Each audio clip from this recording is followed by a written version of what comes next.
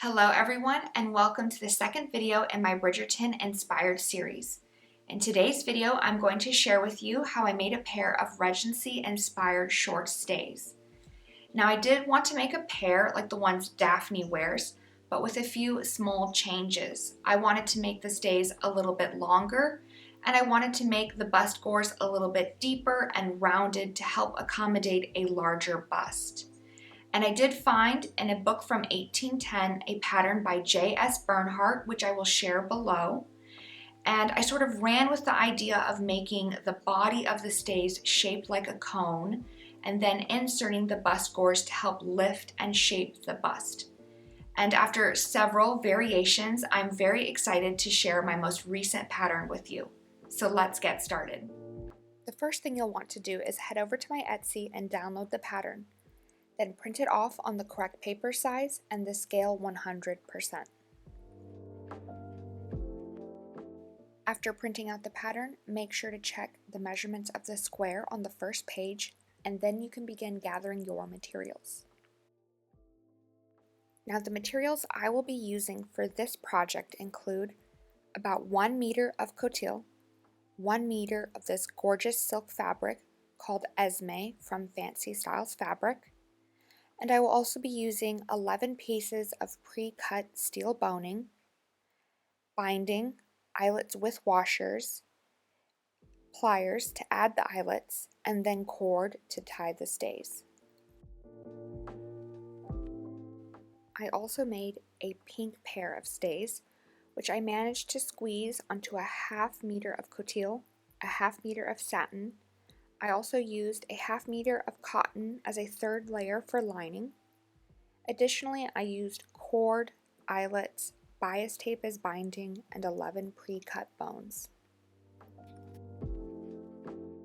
With my pattern printed, I am now ready to start assembling it into the larger pattern grid.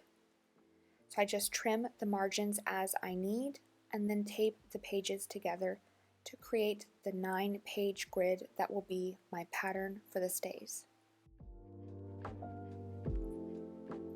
Now I quickly want to talk about the pattern.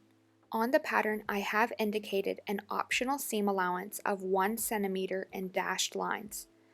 This seam allowance is shown around the bust gores as well as the center front and center back. However, the seam allowance for the center front and center back is likely not needed unless you will be having a seam there. For example, my pink satin stays were not cut on the fold of my fabric, so I did include the seam allowance and I sewed the left and right half of my stays together at the center front. Now the most important measurement to consider when using this pattern is your underbust measurement. You should take the measurement of your underbust and then subtract about 4 or 5 centimeters so that you have a gap for lacing in the back of your stays. Now depending on your bust measurement, you can make the gores for the bust a little bit more narrow or a little bit wider to help accommodate your particular bust size.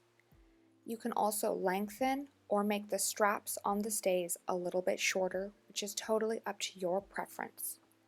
The best way to check these measurements would be, of course, to make a mock-up and then make any notes that you want changed. And I always recommend making a mock-up before cutting into expensive or fancy fabric. After assembling my pattern, I like to draw a measurement just beneath where the gore should be inserted and check that measurement and make sure that it is suitable for my underbust with the lacing gap kept in mind. If everything is good, you can go ahead and cut it out. I will be cutting my pattern to the size large. Next, I lay my pattern on the fold of my fabric and cut out 1 layer for the outer layer of my stays. And because I'm cutting this layer on the fold, I do not need to include seam allowance. I also cut out both of my gores. That way there are 4 gore pieces, 2 for the left and 2 for the right of my stays. And last minute I decided I wanted the binding for my stays to be made out of this fabric as well so that everything would be matching. So then I cut out several strips of fabric on the bias of my fabric so that I can later join them together and make bias tape, which I will use to finish the edges of my stays. This, of course, is not necessary if you are just using store-bought bias tape. But if you want matching bias tape for your stays, feel free to cut out bias strips and make your own bias tape. After getting everything cut out of my silk fabric, I cut one layer out of my coutil fabric, making sure to cut the body of my stays on the fold of the fabric as well. And here is everything cut out and all the pieces I should have. I should have 2 pieces of the body of my stays, 1 silk and 1 coutil. I should also have 4 gore pieces, 4 from silk and 4 from coutil. And I've also cut out several bias cut strips which will be used as binding.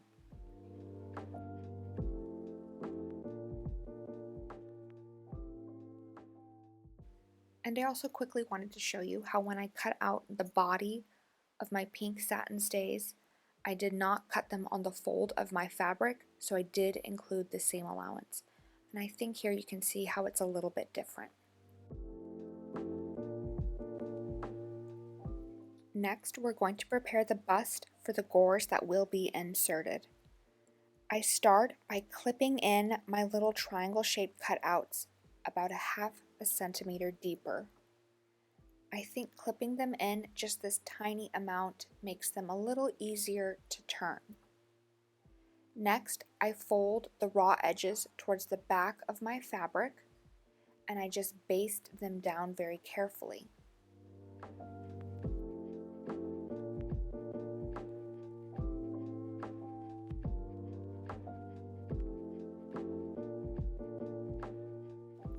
Now there are a variety of ways to insert the gores into the bust of your stays, but I find that by folding the raw edges back and then carefully basting them in place, it's a much easier method of adding the gores, and it's a lot less pokey since you don't run the risk of being pricked all the time by pins.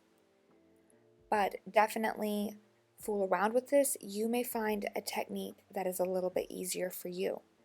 Some people like to press the edges back with an iron, and some people like to just pin them directly to the gore and take it right away to the machine. Again, a lot of this will depend on your preference. I myself prefer folding the raw edges back, and then with a very large and quick stitch, I just baste them in place. Once all of those edges have been basted back, I can lie that folded edge over top my gore and then very carefully stitch it in place.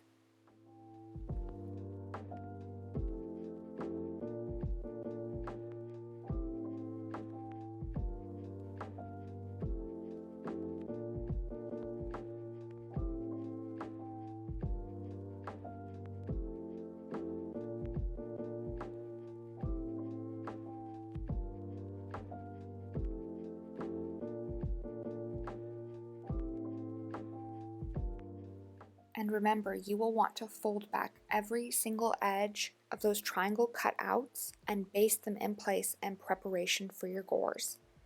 You will be adding a total of 8 gores, so that will be quite a few edges to fold back and pin in place.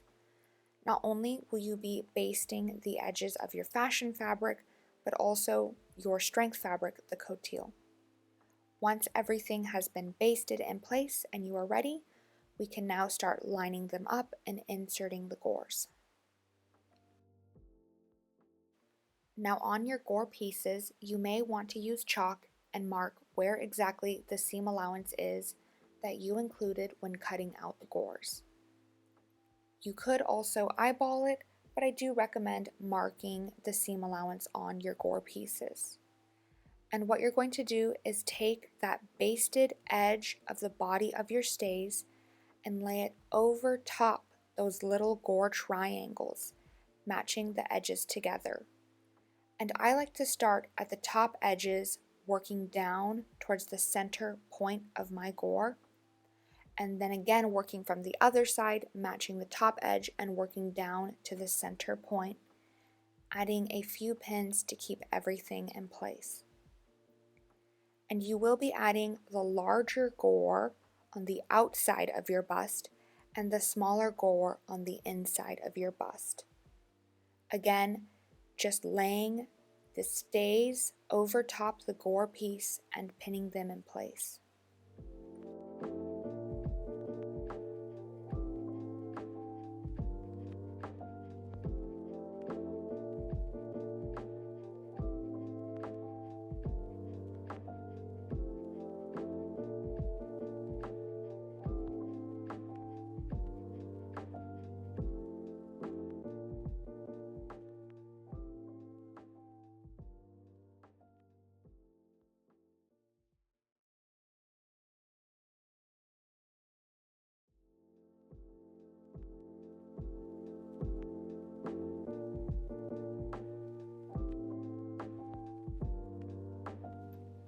Once all 8 of your gores have been pinned in place, 4 on your fashion fabric and 4 on your strength fabric, you can now go to the machine and sew these gores in place. Now I like to sew from the center point of the gore up the edge. And as I sew, I like to stay very close to that folded edge, that way I know it is sewn securely in place. And this is a great point to work very slowly and very carefully, making sure that everything is in place as you're sewing it. And again, this is a really great point where if you did mark the seam allowance on your gores, it could be very helpful when you sew. And if you're worried that they're not looking that nice, I recommend starting adding the gores on the strength layer and then doing the fashion layer gores later so that you've had a little practice. And here's how the gore should look once sewn in place, and you can go ahead and repeat for all the rest of your gores.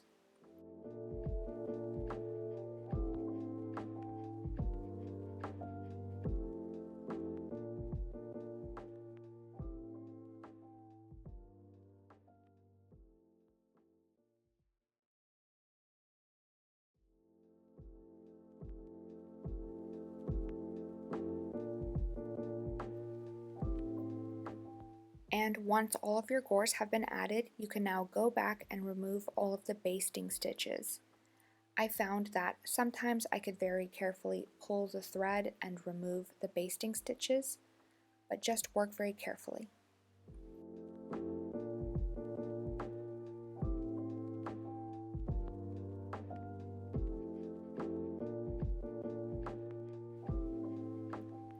Now, with the wrong sides facing one another, we're going to match both layers of our stays together. So we're going to want all of the seams to be on the inside, sandwiched between the nice pretty layers of our stays. And I like to start from the center front of the stays, pinning all the edges together, and then slowly working out and smoothing everything.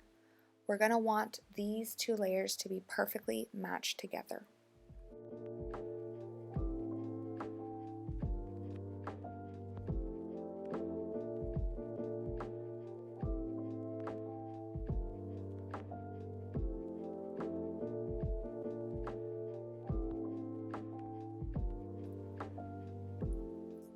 Once the 2 layers of your stays have been matched together and pinned together, we can now take it to the machine and we're going to sew starting at the side edge all the way around the straps and top edge and then back down the other side edge. We're going to sew all the sides together except for that very bottom edge because that's where we're going to be wanting to insert boning later. But go ahead and stitch the sides and top edges of your stays together.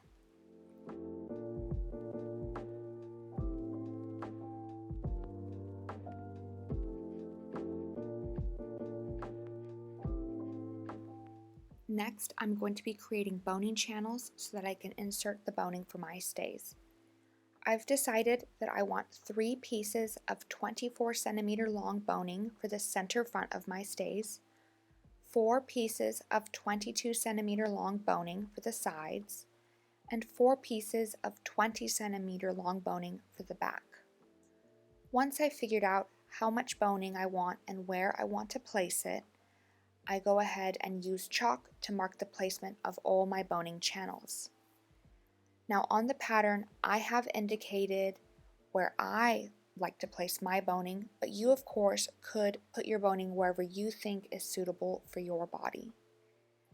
And again, I just fold my stays in half, I mark the center front with chalk, and then I measure and mark to make sure all of the boning on the sides and back is mirrored and symmetrical. Just work very carefully and use chalk to indicate where you would like to be sewing your boning channels.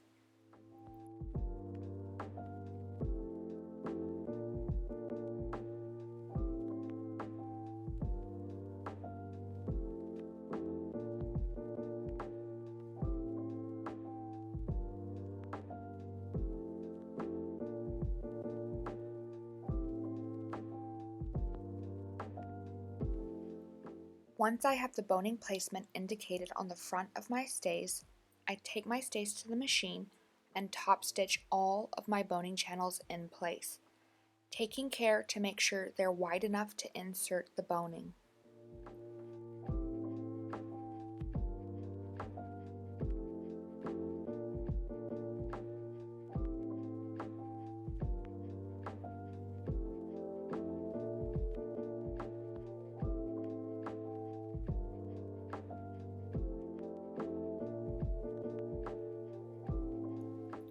Next, I prepare the binding for my stays. First, I sew my bias cut strips together at an angle and then trim the seam allowance. The reason I sew these bias cut strips together at an angle is so that I can create one long piece of binding that is all on the bias. Next, I trim the side and top edges of my stays, preparing them for the binding that I will be adding.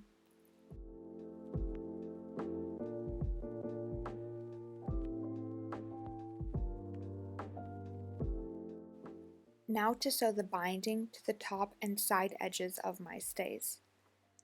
First, I sew the binding with the right side facing the back of my stays, and I very carefully sew around all of these side and top edges.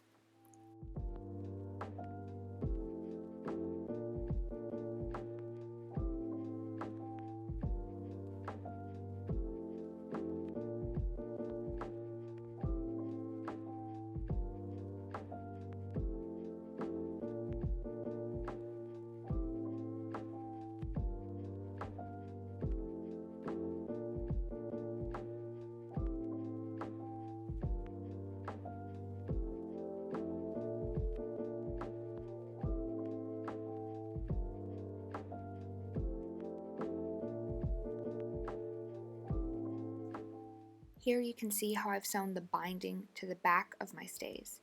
So now what we're going to do is flip the stays over, and we're going to fold that binding towards the front of our stays. We're going to fold that raw edge under once to hide the raw edge, and then one more time so that it's folded over sitting on top of the stays. And we're just going to very carefully work around the top and side edges of our stays, folding that binding 2 times and then pinning it in place. Once everything has been pinned in place, you can go back and very carefully top stitch it down.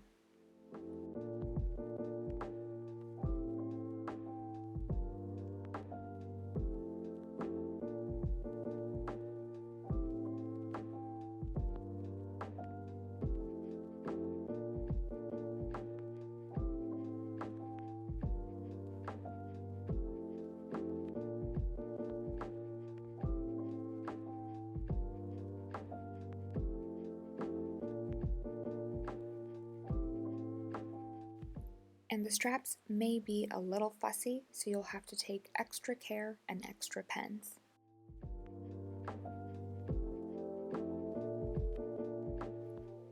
And then I just very carefully work around all the side and top edges of my stays, top stitching my binding down in place.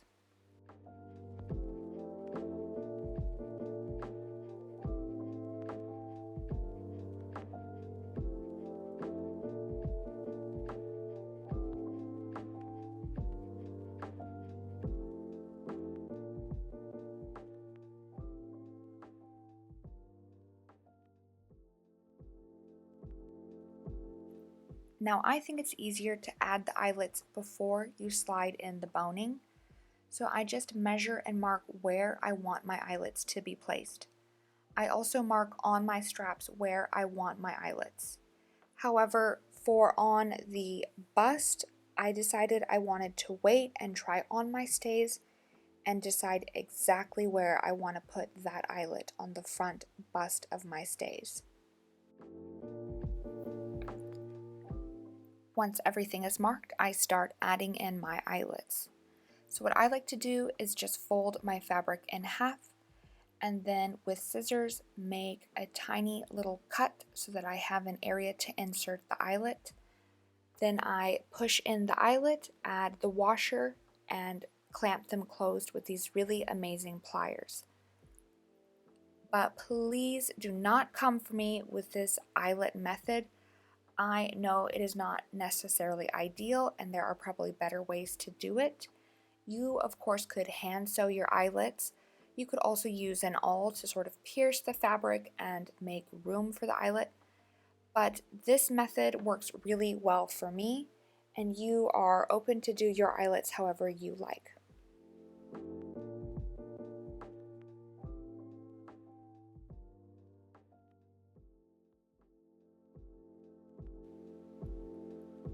Once all of the eyelets have been added, we can now slide the boning into our boning channels. As you can see, I've put 3 boning channels in the center front of my stays, 2 on either side, and I've put 1 boning channel on either side of the eyelets. The boning on either side of the eyelets helps support them when they're laced up so that they don't get warped or messed up in any way.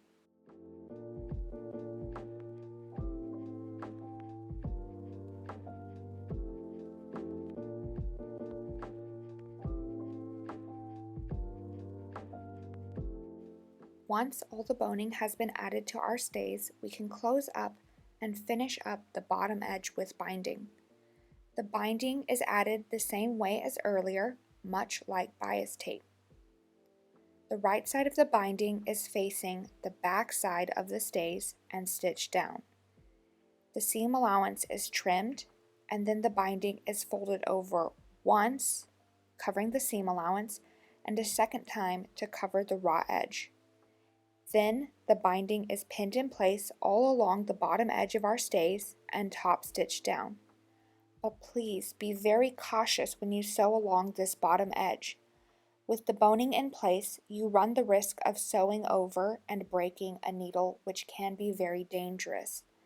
So again, please work very cautiously as you add the binding to the bottom of your stays.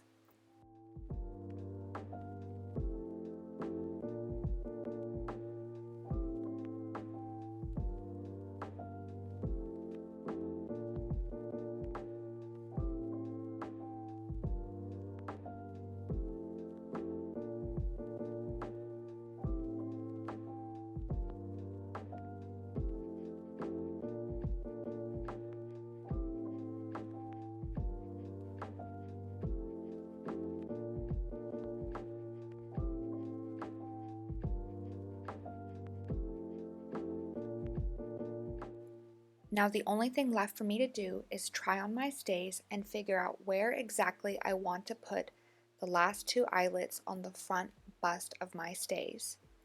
So once I've tried them on and figured it out, I add that final eyelet and my stays are finished. So let's see how they look.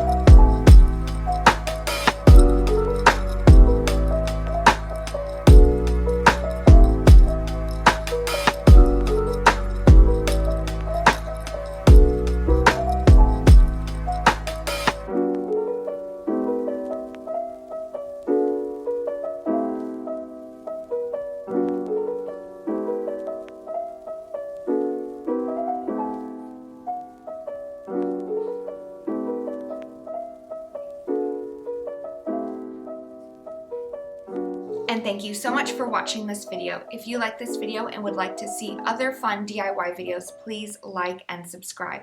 Thank you. Bye.